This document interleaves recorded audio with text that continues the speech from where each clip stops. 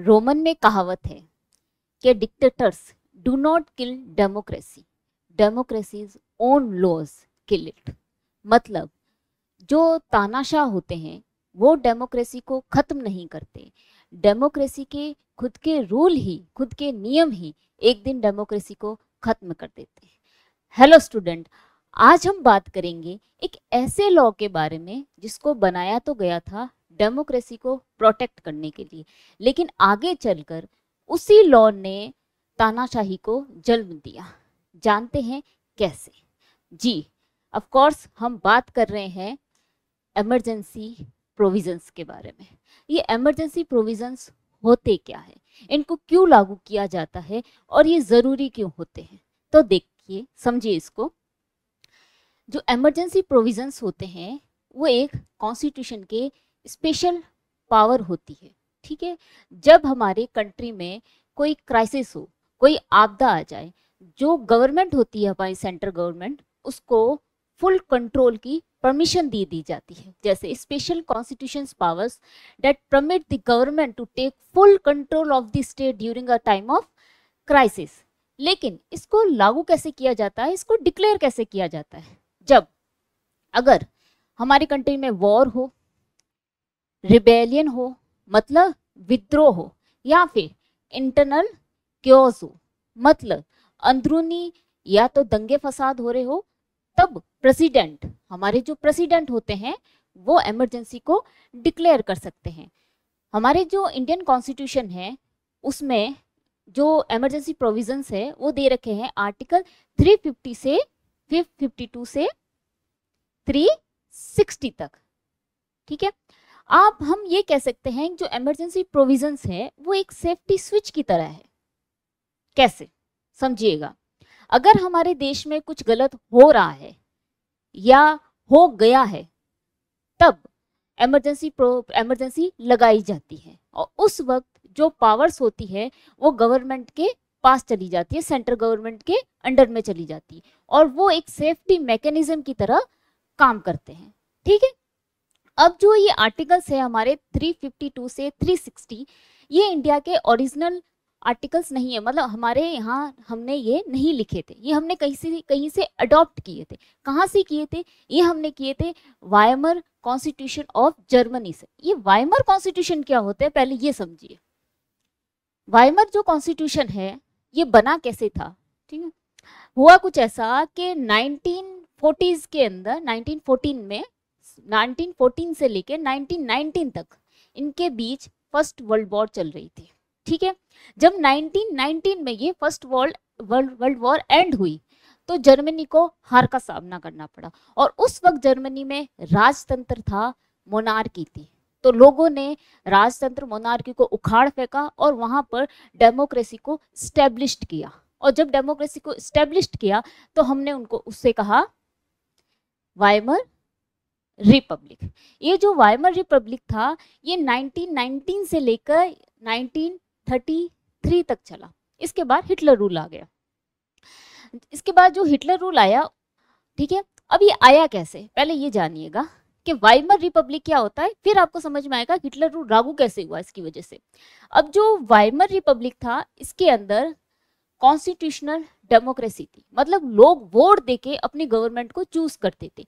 दूसरा इसमें पार्लियामेंट थी, जैसे हमारे इंडिया में लोकसभा होती है, राज्यसभा होती है, उस वक्त वहां पे भी पार्लियामेंट थी। इलेक्शंस होते थे, लोगों के पास फंडामेंटल राइट्स थे अपने। लेकिन इनके कॉन्स्टिट्यूशन के अंदर एक क्लोज था आर्टिकल 48 का। आर्टिकल 48 का एक क्लोज था जो आगे जाके बहुत रायता फैलाने वाला था, बहुत बड़ा ब्लंडर करने वाला। कैसे? इसके अंदर लिखा हुआ था कि अगर कंट्री के अंदर नेशनल क्राइसिस हो रहे हो, आपदा आ जाए, तो प्रेसिडेंट इमरजेंसी को डिक्लेयर कर सकता है। अगर इमरजेंसी डिक्लेयर होती है तब आपकी जितने भी फंडामेंटल राइट्स हैं वो सस्पेंड कर दिए जाएंगे। जो जुडिशरी थी उसको बंद कर दिया जाएगा, मतलब आप न्याय के लिए कोर्ट नहीं जा सकते। जो स्टेट गवर्नमेंट्स की पावर थी वो भी रद्द हो जाएगी। सारी पावर्स किसके पास चली जाएगी? सेंट्रल गवर्नमेंट के पास में, वो कंट्रोल करेगी। अब जो अपनी प्रेस और मीडिया थी वो भी पूरी तरह बैन कर दी जाएगी। अब सुनने में तो काफी अच्छा लगता है कि अगर हमारे देश में कोई क्राइसिस हो तो गवर्नमेंट कंट्रोल ले लेगी और वो ही पूरी कंट्री को रन करेगी। लेकिन आर्टिकल 48 के अंदर दो लू फॉल्स थे। क्या? एक तो ये नाम था जो नेशनल क्राइसिस, ये जो शब्द था ये काफी वैग था, मतलब अस्पष्ट था। इसकी कोई क्लियर डेफिनेशन नहीं थी कि नेशनल क्राइसिस किस ढंग का, बड़ा या छोटा, ये क्लियरली मेंशन नहीं था आर्टिकल 48 में। दूसरा ये था कि नो टाइम लिमिट। आप अगर इमरजेंसी लगा रहे हो तो उस इमरजेंसी की टाइम लिमिट क्या है ये इसमें मेंशन थी ही नहीं। ठीक है, आप अनलिमिटेड भी लगा सकते हो। अगर आप मेंशन आप नहीं कर रहे हो तो इसका सीधा सीधा यही होता है ना कि अनलिमिटेड टाइम तक भी इमरजेंसी लग सकती है। इन दो लू फॉल्स को यूज करके जो हिटलर था उसने अपनी जो तानाशाही थी वो जर्मनी में स्टैब्लिश की थी। हुआ कुछ ऐसा 1933 में हिटलर की जो पार्टी थी वो जीत गई और हिटलर क्या बन गए थे? जर्मनी के चांसलर। हम यहाँ पे पीएम कहते हैं, जर्मनी में उसको चांसलर कहा जाता है। ठीक है, जैसे ये चांसलर बने इसके कुछ टाइम बाद जर्मनी की जो पार्लियामेंट थी, ठीक है, राइक्सटैग, उसमें क्या लग गई? आग लग गई। वहां पे पार्लियामेंट को राइक्सटैग कहा जाता है, उसमें आग लग गई। अब कहा तो ये जाता है कि जो आग थी वो हिटलर ने खुद लगाई थी। ठीक है, कहा तो यही जाता है, लेकिन खैर इस बात को जाने दीजिए, इसका कोई कंफर्मेशन नहीं है। हिटलर ने क्या किया, ये जो सारा ब्लेम था ये अपोजिशन पर, यहूदियों पर और जो एंटी नेशनल्स थे उन पे डाल दिया कि इनकी वजह से ही आग लगी है, इन्होंने ही आग लगाई है। ठीक है, अब आप देखिएगा हिटलर ने यहाँ पे कोई गन की नोक पर, ठीक है, गन की जोर पर, बंदूक की जोर पर यहाँ पे अपनी तानाशाही स्टैब्लिश नहीं की थी, ना ही उसने एग्रेसिव वे में की थी। नहीं, उसने एक लीगल रास्ता अपना कर जर्मनी के अंदर डिक्टेटरशिप अपनी स्टैब्लिश की थी। समझिएगा कैसे? उसने सारा ब्लेम इन पे डाल दिया और जाके प्रेसिडेंट को कहा, वहाँ के जो प्रेसिडेंट थे उनको कहा कि अपने नेशनल क्राइसिस हो रहे हैं कंट्री के अंदर, तो आप क्या कीजिए, इमरजेंसी डिक्लेयर कर दीजिए। प्रेसिडेंट ने इमरजेंसी डिक्लेयर कर दी। क्या किया प्रेसिडेंट ने? हिटलर के कहने पे इमरजेंसी को डिक्लेयर कर दिया। अपोजिशन लीडर्स अरेस्टेड, जितने भी अपोजिशन लीडर्स थे उनको अरेस्ट कर लिया गया। अब आप ये बात बताइए कि जो अपोजिशन लीडर्स है वो अरेस्ट हो चुके हैं, अब पार्लियामेंट में आपकी जो पार्टी है उसी की मेजोरिटी है, तो आप चाहे जो नियम लॉ आप पास करवा सकते हैं। हिटलर ने इसका फायदा उठाया और हिटलर लेके आया लॉ, एक लॉ लेके आया, ठीक है, इनेबलिंग एक्ट को पास कराने के लिए। उसने ये इनेबलिंग एक्ट को पास कराया। इसमें क्या था कि हिटलर जो है वो कोई भी law without parliament approval, parliament के अप्रूवल के बिना हिटलर कोई भी लॉ अप्रूव कर सकता है, उसको पार्लियामेंट की परमिशन लेने की जरूरत नहीं है। जैसे हमारे इंडिया में अगर हमें कोई लॉ पास करवाना हो, उसको एक्ट बनाना हो, तो वो लोकसभा राज्यसभा में एक मेजोरिटी वोट के साथ में अपोजिशंस के जो होते हैं या फिर जो मेजोरिटी पार्टी भी होती है उनके सारे वोट किए जाते हैं, उसके बाद ही वो लॉ एक्ट बनता है। लेकिन इसमें कुछ नहीं हो, हिटलर ने कहा मुझे पार्लियामेंट की जरूरत नहीं है, आप लॉ लेना, आप लॉ लेके आइए, नियम मैं खुद बनाऊंगा उसके जो बनाने। ठीक है, इस इनेबलिंग एक्ट के पास होने के बाद में हिटलर ने इसके क्या फायदे उठाए? उसने कॉन्स्टिट्यूशनल अमेंडमेंट्स करना स्टार्ट किया, वाइमर कॉन्स्टिट्यूशन के अंदर चेंजेस करना स्टार्ट किया। आप सिंपल लैंग्वेज में कह सकते हैं उसने डेमोक्रेसी को खत्म करना स्टार्ट किया। ठीक है, उसका पहला चेंज किया था, जो पीएम और प्रेसिडेंट की जो दो पोस्ट होती है, ठीक है, ये दो नहीं रहेगी, प्रेसिडेंट की कोई पोस्ट नहीं रहेगी, उसने इसको खत्म कर दिया। ठीक है, उसने कहा जो प्रेसिडेंट की सारी पावर्स है वो कहाँ चली जाएगी? अपने पीएम के पास में, पीएम के पास में ही प्रेसिडेंट की सारी पावर रहेगी, प्रेसिडेंट की कोई अलग से पोस्ट नहीं रहेगी। उसने दूसरा ये कहा, no term limit on Hitler. जैसे हमारे यहाँ पे हर 5 साल बाद इलेक्शन होंगे, फिर नए कोई हमारे पीएम बनेंगे, ठीक है, वहां पे ऐसा कुछ नहीं था, वहां पे कोई टाइम लिमिट नहीं थी, टर्म की कोई टाइम लिमिट नहीं थी, अनंत काल तक, अनलिमिटेड टाइम तक हिटलर वहां का पीएम बना रह सकता है। इलेक्शंस नहीं होंगे, इलेक्शन रद्द कर दिए गए थे, कोई इलेक्शंस नहीं होंगे। जुडिशरी, पुलिस और मिलिट्री अब किसके अंडर में रहेगी? हिटलर के अंडर में। तो आपने क्या किया? इनेबलिंग एक्ट लाके आपने क्या किया? आपने तो अपनी तानाशाही वहां पे स्टैब्लिश कर दी, ठीक है, आपने ये सारे चेंजेस कर दिए और एक तरह से आप वहां पर तानाशाह बन के बैठ गए। लेकिन फिर भी इंडियन कॉन्स्टिट्यूशन के अंदर, ठीक है, हमने इमरजेंसी प्रोविजंस ऐड किए जर्मनी से लेके। लेकिन क्यों किए? ठीक है, इसका भी एक रीजन है कि हमने ये क्यों किए।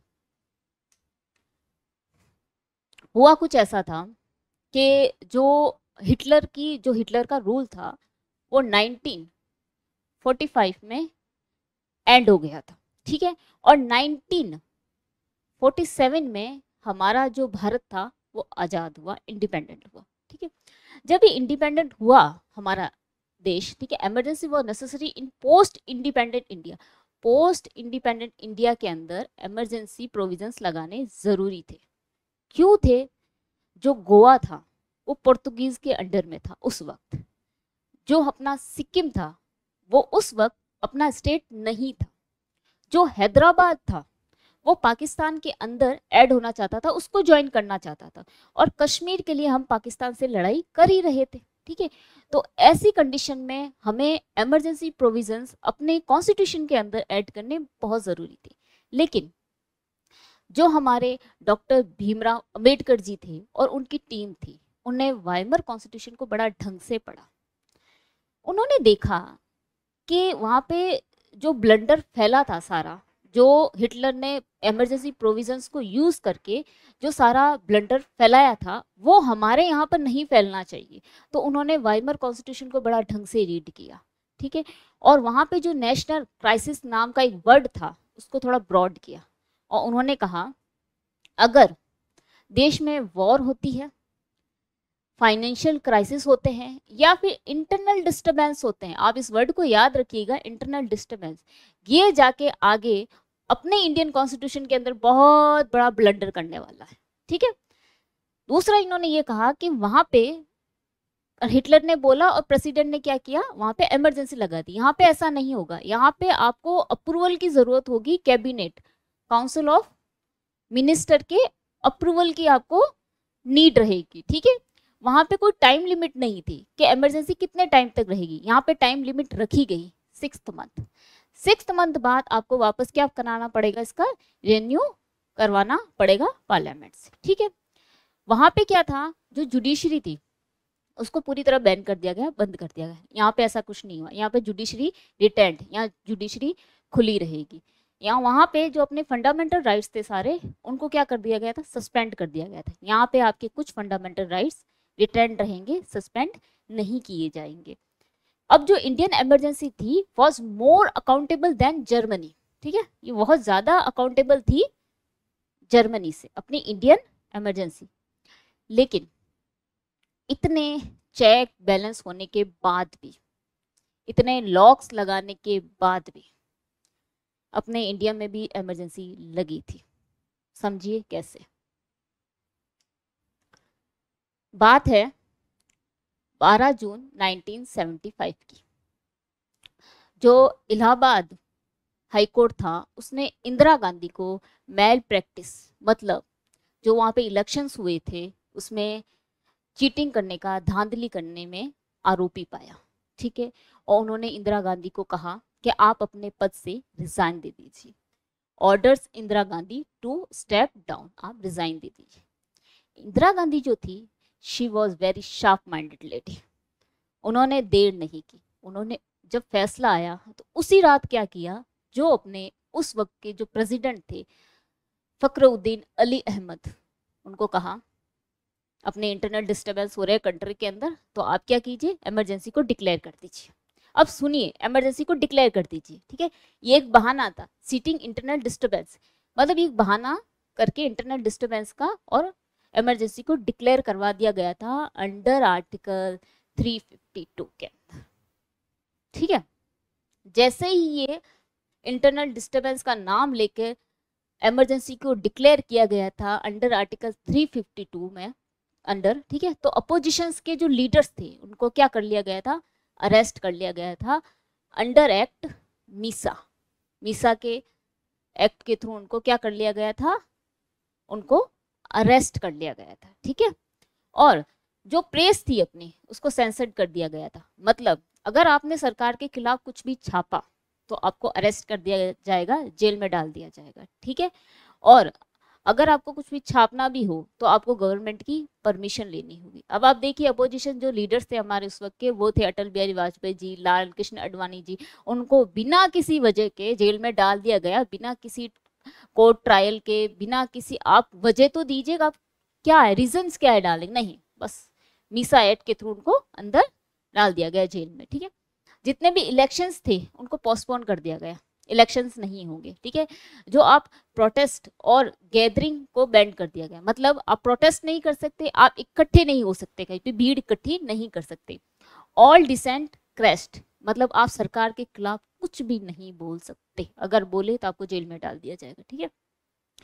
अब 1975 में ये इमरजेंसी लगी थी, लोग बोल नहीं रहे थे, लेकिन लगभग एक साल बाद में 1976 में लोगों ने आवाज उठाई और एक केस आया, एडीएम जबलपुर केस। ये केस सुप्रीम कोर्ट तक गया, ठीक है।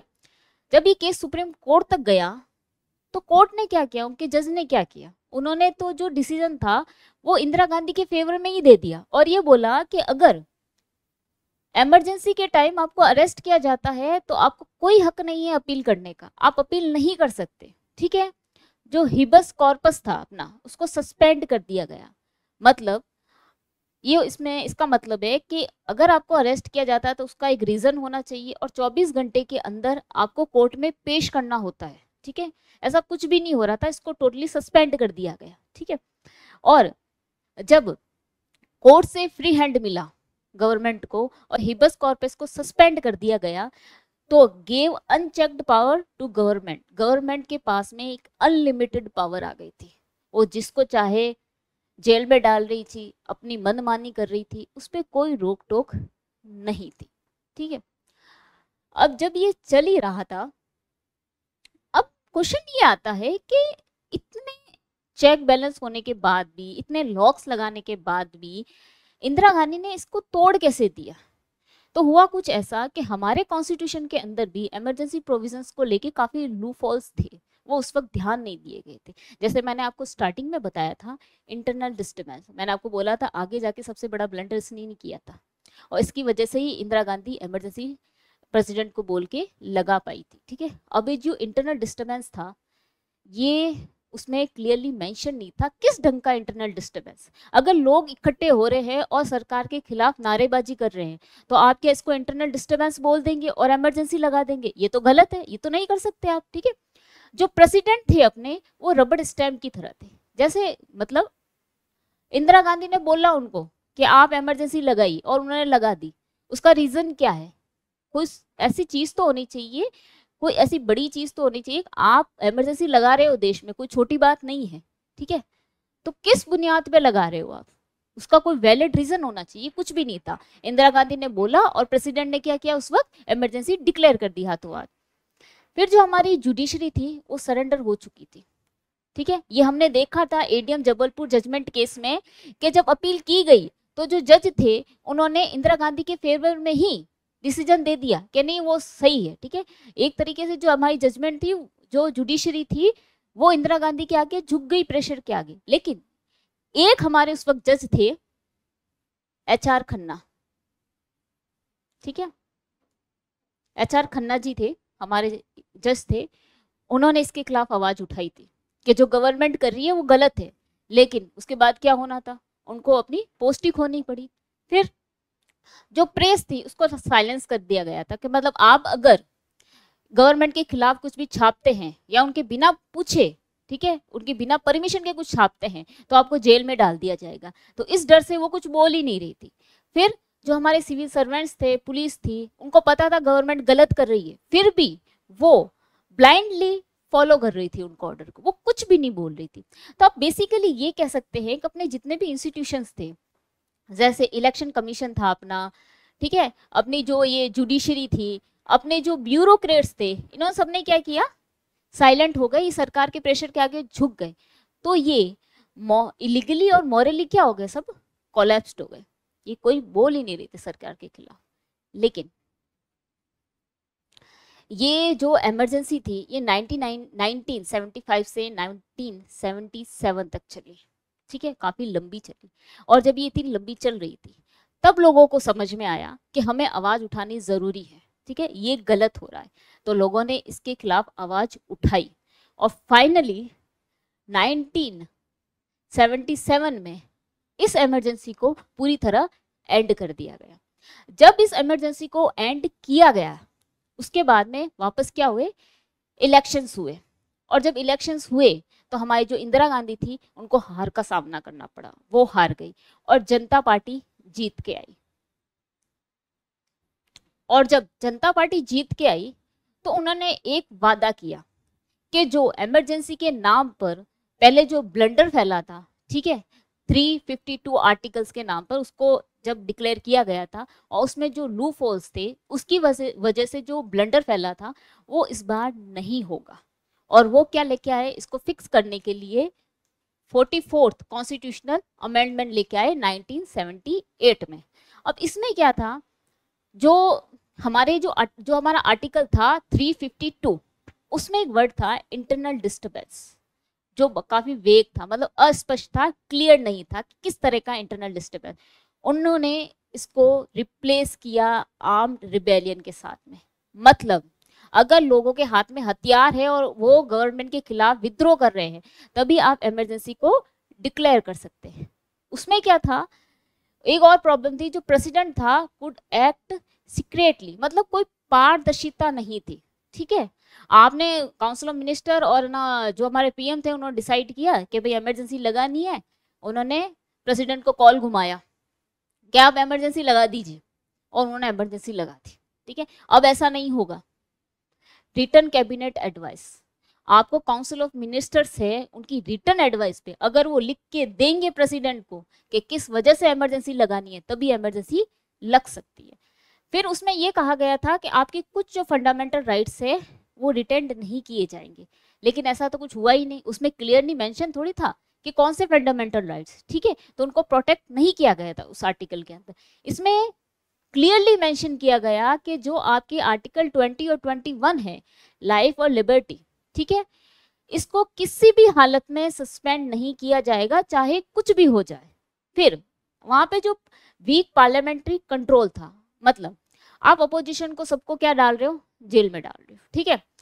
फिर आपको वहां पे भी 6 मंथ का था, 6 मंथ तक इमरजेंसी रहेगी, उसके बाद में आपको उसको रिन्यू करवाना पड़ेगा। लेकिन आप अपोजिशन के लीडर्स को तो जेल में डाल रहे हो। फिर जो पार्लियामेंट में जो लोग बैठे हैं आपकी पार्टी के ही बैठे, आप इजीली अनलिमिटेड टाइम तक उसको कितनी बार भी रिन्यू करवा सकते हो। लेकिन इस बार क्या कहा गया, 6 मंथ के बाद रिन्यू तो करवाना है लेकिन विथ क्लियर वोट्स, मतलब जो अपोजिशंस लीडर्स हैं उनके भी वोट वैलिड रहेंगे, उनकी भी सहमति वैलिड रहेगी, आपको उनके भी वोट लेने पड़ेंगे। इसका सीधा मतलब है कि आप बिना बेवजह उनको जेल में नहीं डाल सकते। फिर वहां पे जो मीडिया और अपोजिशंस थी, अपोजिशन को जेल में डाल रहे थे और मीडिया को बिल्कुल चुप करवा दिया गया था, ठीक है। इसमें कहा गया कि जो मीडिया होगी, प्रेस होगी, उसको पूरी फ्रीडम है, अगर गवर्नमेंट कुछ गलत कर रही है, ठीक है, तो वो इसके खिलाफ बोल सकती है, छाप सकती है, पॉलिटिकल राइट्स आपके रहेंगे, ठीक है, इनको सस्पेंड नहीं किया जाएगा। अपोजिशन जो लीडर है उनको बिना वजह के आप जेल में नहीं डाल सकते। अभी जो 44 कॉन्स्टिट्यूशन अमेंडमेंट थे, इनके थ्रू जो पहले प्रॉब्लम्स थी पहले वाले आर्टिकल 352 में, उसको फिक्स किया गया और कई हद तक कर दिया गया था, ठीक है। अब ये जो इमरजेंसी पावर होती है ये एक लोडेड गन की तरह होती है, आप इसको तिजोरी में रखिए, इसे बार बार बाहर मत निकालिए, इसे बाहर तभी निकालिए जब देश के अंदर सच में बहुत बड़ी आपदा हो, क्राइसिस हो, ठीक है। और जर्मनी ने क्या किया था, ये जो पावर थी ये हिटलर के हाथ में दे दी थी, और हिटलर ने क्या किया, वहां पर अपनी तानाशाही स्टैब्लिश कर दी थी। इंडिया ने भी इसको फॉलो किया, इमरजेंसी प्रोविजंस को लिया, ठीक है, लेकिन एक सेफ्टी के साथ में, एक चेक बैलेंस के साथ में, एक लॉक के साथ में। लेकिन फिर भी 1975 में इंदिरा गांधी ने क्या किया, इमरजेंसी लागू कर दी, ठीक है, क्योंकि हमारा भी इसमें एक वर्ड था, इंटरनल डिस्टर्बेंस। और जर्मनी में जो तानाशाही थी, जो हिटलर का रूल था, जो इमरजेंसी लगी थी, वो इसलिए चल पाई क्योंकि लोगों ने उसके खिलाफ आवाज ही नहीं उठाई। और अपने इंडिया में वो इसलिए नहीं चल पाई, जब 21 मंथ हो रहे थे, इतनी लंबी इमरजेंसी खींची थी, तो लोगों को रियलाइज हुआ कि ये गलत हो रहा है, और उन्होंने इसके खिलाफ आवाज उठाई, और 1977 में ये इमरजेंसी जाके खत्म हो गई। तो कहने का पूरा मतलब ये है कि जो डेमोक्रेसी है, democracy can't be saved by the constitution alone. संविधान अकेला ही डेमोक्रेसी को नहीं बचा सकता। It needs the voice of the people, press and institutions. जो लोग हैं, अपनी प्रेस है, जो इंस्टीट्यूशंस है अपने, जैसे जुडिशरी है, ब्यूरोक्रेट्स है, इलेक्शन कमीशन है, इनको भी आवाज उठानी जरूरी होती है डेमोक्रेसी को बचाने के लिए। आई होप आपको ये वीडियो पसंद आया होगा। मिलेंगे अगले वीडियो में कोई न्यू और इंटरेस्टिंग टॉपिक के साथ में। जब तक के लिए टेक केयर, गुड बाय।